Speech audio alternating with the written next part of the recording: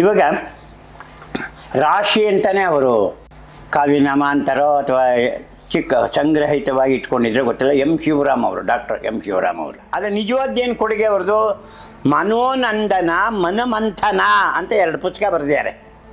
ಮನೋನಂದನ, ಮನಮಂಥನ ಅಂತ. ಅದೇನು, ಅವರ ಕ್ಲಿನಿಕ್ಗೆ ಬರ್ತಾ ಇದ್ದಂತಹ ರೋಗಿಗಳನ್ನು ಅವರು ಅಧ್ಯಯನ ಮಾಡಿ, ಅವ್ರಿಗೆ ಚಿಕಿತ್ಸೆಯನ್ನು ಮಾಡಿ, ಅಧ್ಯಯನವನ್ನು ಮಾಡಿ ಬರೆದಿಟ್ಟಂತಹ ಪುಸ್ತಕ ಅದು. ಆದರೆ ಭಾಳ ಮುಖ್ಯವಾಗಿ ಏನು ಅಂತಂದರೆ ಅವ್ರ ಕೊಡುಗೆ ಯಾವುದರಲ್ಲಿದೆ ಅಂತಂದರೆ, ಕೊರವಂಜಿ ಅಂತ ಪತ್ರಿಕೆ ತರ್ತಾಯಿದ್ರು.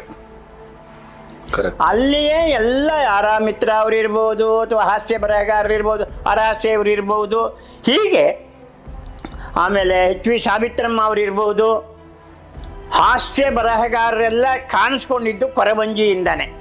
ಹಾಗಾಗಿ ಡಾಕ್ಟರ್ ಶಿವರಾಮ್ ಅವರು ಶ್ರೀರಂಗರ ಪುಸ್ತಕಕ್ಕೆ ಮುನ್ನುಡಿ ಬರೆದಿದ್ದಾರೆ ಅಂದರೆ ಅವ್ರ ತೂಕ ಎಂಥದ್ದು ಅನ್ನೋದನ್ನು ಅರ್ಥ ಮಾಡ್ಕೋಬೇಕು. ಹೌದಪ್ಪ.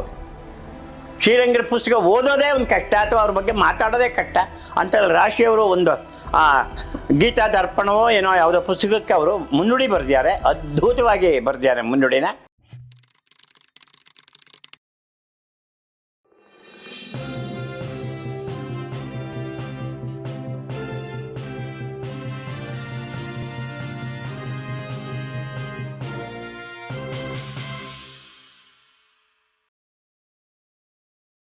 ಇವಾಗ ರಾಶಿ ಅಂತಲೇ ಅವರು ಕಾವ್ಯನಾಮಾಂತರೋ ಅಥವಾ ಚಿಕ್ಕ ಸಂಗ್ರಹಿತವಾಗಿ ಇಟ್ಕೊಂಡಿದ್ರೆ ಗೊತ್ತಿಲ್ಲ. ಶಿವರಾಮ್ ಅವರು, ಡಾಕ್ಟರ್ ಶಿವರಾಮ್ ಅವರು. ಅವರು ವೈದ್ಯರು. ಮೆಜೆಸ್ಟಿಕ್ನಲ್ಲೇ ಅವ್ರದ್ದು ಕ್ಲಿನಿಕ್ ಇತ್ತು. ಆದರೆ ಶ್ರೀರಂಗರ ಹತ್ತಿರವೇ ಮಲ್ಲೇಶ್ವರಂನಲ್ಲೇ ಅವ್ರ ಮನೆ ಶಿವರಾಮ್ ಅವ್ರದ್ದು. ಅವರಿಬ್ಬರು ಭಾಳ ಲಘು ಬಗೆಯ ಸ್ನೇಹಿತರು ಅವರು. ಇವರು ನಾವು ನಕ್ಕೊಂಡು ದಾರಿನಲ್ಲಿ ವಾಕ್ ಮಾಡ್ತಾ ಇದ್ದಿದ್ದು, ಮುಟ್ಟಿದ್ದು ಅದೆಲ್ಲ ನಾನು ನೋಡಿದ್ದೀನಿ. ಅವ್ರು ನೋಡೋಕ್ಕೆ ಅಂತ ಹೋದಾಗ ಶ್ರೀರಂಗರನ್ನ ನೋಡುವಾಗ ಶಿವರಾಮ್ ಅವರು ಪರಿಚಯ ಆಯಿತು. ಇವರು ಶಿವರಾಮ್ ಅಂತ ಅಂದೆ. ಇದು ಗೊತ್ತು ಸರ್, ದೊಡ್ಡವರು ನೀವು ಅಂತ ಹೇಳ್ಬಿಟ್ಟು ನಾನು ಅಂದೆ. ಏನಿದು ವೈದ್ಯರಾಗಿಯೂ ಕೂಡ ಕನ್ನಡದ ಸಾಹಿತ್ಯಕ್ಕೆ ಅವರ ಕೊಡುಗೆ ಎಷ್ಟಿದೆ ಅಂತಂದರೆ, ವೈದ್ಯರು ನಮ್ಮಲ್ಲಿದ್ದಾರೆ. ಈಗಾಗಲೇ ನಾವು ನಿರಂಜನರ ನೆನಪು ಮಾಡಿಕೊಂಡಾಗ ಅನುಪಮ ನಿರಂಜನರು ಬಂತು, ಅದು ಮುಂದೆ ಮಾತಾಡ್ತೇನೆ. ಹಾಗೆ ಮುಂದೆ ಇನ್ನೂ ನಮ್ಮ ಬೆಸರಗಳ್ಳಿ ರಾಮಣ್ಣ ಅವರು, ಈ ಥರ ಕೆಲವರೆಲ್ಲ ವೈದ್ಯರಿದ್ದು ಕನ್ನಡಕ್ಕೆ ಕೆಲಸ ಮಾಡಿದವರು ಭಾಳ ಜನ ಇದ್ದಾರೆ, ತುಂಬ ಜನ ಇದ್ದಾರೆ. ಒಳ್ಳೆಯ ಇದು ನಿಜವಾದ ಡಾಕ್ಟ್ರು. ನಾನು ಯಾರೋ ಹೇಳ್ತೀನಿ ನಾನು. ಹೊರಗಡೆ ದೇಶದಲ್ಲಿ PhD D.Litt ಅವು ಗೌರವ ಪ್ರಶಸ್ತಿ ಬಂದಿರೋರನ್ನ ಯಾರನ್ನೂ ಕೂಡ ಡಾಕ್ಟರ್ ಅಂತ ಕರೀಬಾರ್ದು ಅಂತ, ಮತ್ತು ಹಾಕ್ಕೋಬಾರ್ದು ಅಂತಲೂ ಇದೆ. ಯಾರು ಡಾಕ್ಟರ್ ಅಂದರೆ ನಿಜವಾಗಿಯೂ MBBS ಯಾರು ಮಾಡಿದಾರೋ ಅವರೊಬ್ಬರು ಮಾತ್ರ ಹಾಕ್ಕೋಬೇಕಂತೆ. ನಮ್ಮ ಜನಕ್ಕೆ ಯಾವ ಇದು ಲಂಗಿಲ್ಲ, ಲಗಾಮಿಲ್ಲ, ಎಲ್ಲನೂ ನಾಡೋಜ ಅಂತಲೇ ಸೈನ್ ಮಾಡ್ತಾರೆ. ಅವ್ರ ಹೆಸರು ಹೋದ್ರೂ ಪರವಾಗಿಲ್ಲ, ನಾಡೋಜ ಇರಬೇಕು ಅನ್ನೋ ಥರ ಇದ್ದಾರೆ. ಶಿವರಾಮ್ ಅವರು ತುಂಬ ದೊಡ್ಡ ಮನುಷ್ಯರು.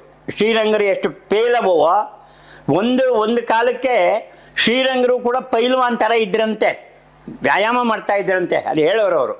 ಆದರೆ ಶಿವರಾಮ್ ಅವರು ನಾನು ನೋಡೋ ಕಾಲಕ್ಕೆ ಮೈ ತುಂಬ ತುಂಬಿಕೊಂಡಿದ್ದವರು. ಆಶ್ಚರ್ಯ ಅಂದರೆ ಅವರು ಹಾಸ್ಯ ಬರಹಗಾರರ, ಹೌದು ಅದು ನಿಜ. ಆದರೆ ನಿಜವಾದ್ದೇನು ಕೊಡುಗೆ ಅವ್ರದ್ದು? ಮನೋನಂದನ, ಮನಮಂಥನ ಅಂತ 2 ಪುಸ್ತಕ ಬರೆದಿದ್ದಾರೆ. ಮನೋನಂದನ, ಮನಮಂಥನ ಅಂತ. ಅದೇನು, ಅವರ ಕ್ಲಿನಿಕ್ಗೆ ಬರ್ತಾ ಇದ್ದಂತಹ ರೋಗಿಗಳನ್ನು ಅವರು ಅಧ್ಯಯನ ಮಾಡಿ, ಅವ್ರಿಗೆ ಚಿಕಿತ್ಸೆಯನ್ನು ಮಾಡಿ, ಅಧ್ಯಯನವನ್ನು ಮಾಡಿ ಬರೆದಿಟ್ಟಂತಹ ಪುಸ್ತಕ ಅದು. ಎಷ್ಟು ಅದು ಪಾಪ್ಯುಲರ್ ಆಗಿತ್ತು ಅಂದರೆ, ಜನಪ್ರಿಯವಾಗಿತ್ತು ಅಂದರೆ ಎಲ್ಲರೂ ಓದಿದ್ದಾರೆ ಅದನ್ನು. ಆ ಹೆಸರನ್ನೇ ಇಟ್ಕೊಂಡ್ಬಿಟ್ಟಿದ್ದಾರೆ.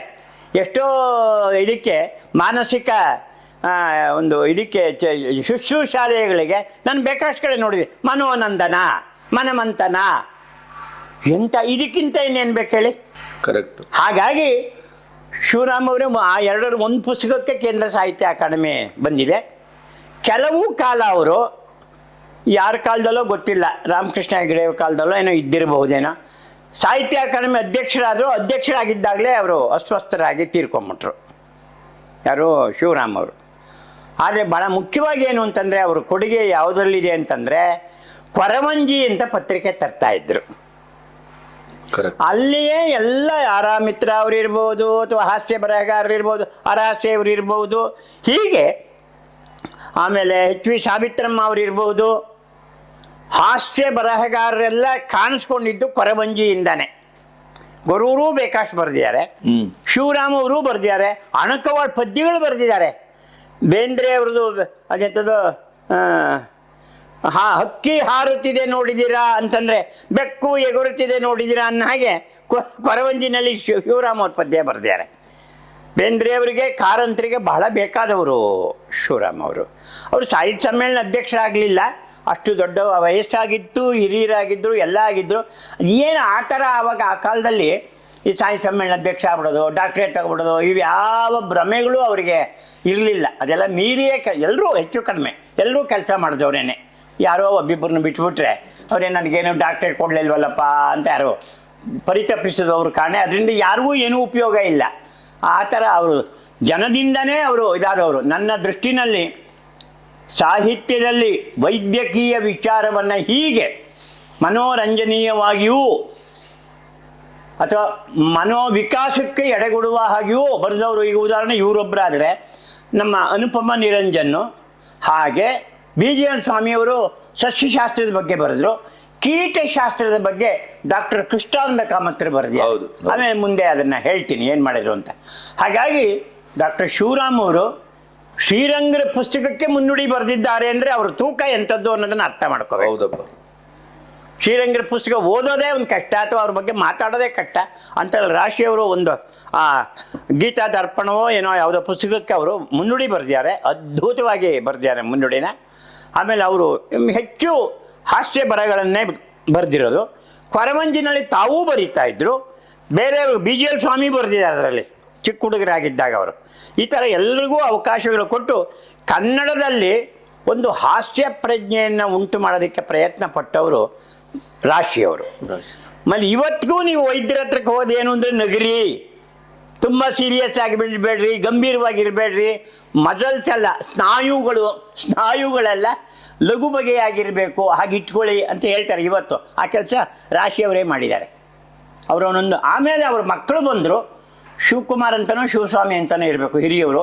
ಅದನ್ನು ಕೊರವಂಜಿನ ಅಪರಂಜಿ ಮಾಡಿದರು, ಅಪರಂಜಿ ಅಂತ ತರಲಿಕ್ಕೆ ಶುರು ಮಾಡಿದ್ರು. ಇವಾಗಲೂ ಬರ್ತಾ ಇರ್ಬೋದು ಅಂತ ಕಾಣಿಸುತ್ತೆ. ಅದನ್ನು ಮುಂದುವರಿಸಿದ್ದಾರೆ.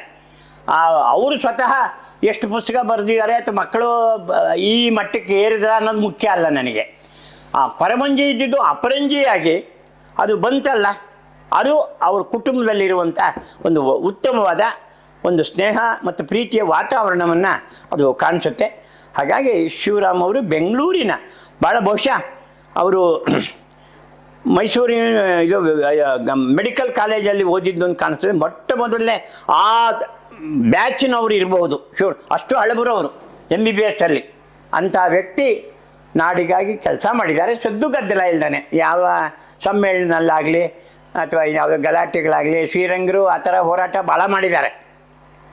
ಪರಿಷತ್ತಿನ ವಿರುದ್ಧ, ಆಮೇಲೆ ಸಮ್ಮೇಳನದ ವಿರುದ್ಧ. ಇದೇನು ಬರೀ ಹಳೆ ಮೈಸೂರಿನವ್ರು ಸ್ವತ್ತ ಸಾಹಿತ್ಯ ಪರಿಷತ್ತಲ್ಲಿ ಇಂಥ ಧ್ವನಿ ಎತ್ತಿದವರಲ್ಲಿ ಶ್ರೀರಂಗರು ಒಬ್ಬರು. ಬಟ್ ಆ ಕೆಲಸ ರಾಶಿಯವರು ಯಾವತ್ತೂ ಕೂಡ ಆ ಸಮ್ಮೇಳನ ವಿಷಯನೂ ಮಾತಾಡಿಲ್ಲ, ಪರಿಷತ್ತಿನ ವಿಷಯಕ್ಕೂ ಅವ್ರು ತಲೆ ಹಾಕಿಲ್ಲ. ಅವ್ರ ಪಾಡಿಗೆ ಅವರು ಕ್ಲಿನಿಕ್ಕು, ಅವ್ರ ಬರವಣಿಗೆ ಓದು ಮನೆ, ಈ ಥರ ಇದ್ದವರು. ಕ್ಲಿನಿಕ್ಕು ಒಬ್ಬ ಡಾಕ್ಟ್ರ್ ತೆಗೆದುಬಿಟ್ರೆ 24 ಗಂಟೆನೂ ಕೆಲಸ ಮಾಡಬೇಕು. ಮಧ್ಯರಾತ್ರಿಲಿ ಇದ್ದರೂ ಫೋನ್ ಮಾಡಬೇಕು, ಮಾಡ್ತಾರೆ, ಬನ್ನಿ ಇದ್ದೀರಾ ಅಂತ. ಇಂಥ ಸದ್ರಲ್ಲಿ ಡಾಕ್ಟರ್ ಶಿವರಾಮ್ ಅವರ ವೈದ್ಯಕೀಯ ಇದರಲ್ಲಿ ನಮ್ಮ ಕನ್ನಡಕ್ಕೆ ಅವರು ಕೊಟ್ಟ ಚಿಕಿತ್ಸೆ ಇದೆಯಲ್ಲ, ಹಾಸ್ಯದ ಚಿಕಿತ್ಸೆ ಇದೆಯಲ್ಲ, ಅದು ಬಹಳ ಗಂಭೀರವಾದ್ದು, ಗಣನೀಯವಾದ್ದು ಅಂತ ಹೇಳಿ ನಾನು ತಿಳಿಯಲಿಕ್ಕೆ ಇಷ್ಟಪಡ್ತೇನೆ. ಇದು ನನ್ನ ಭಾವನೆ.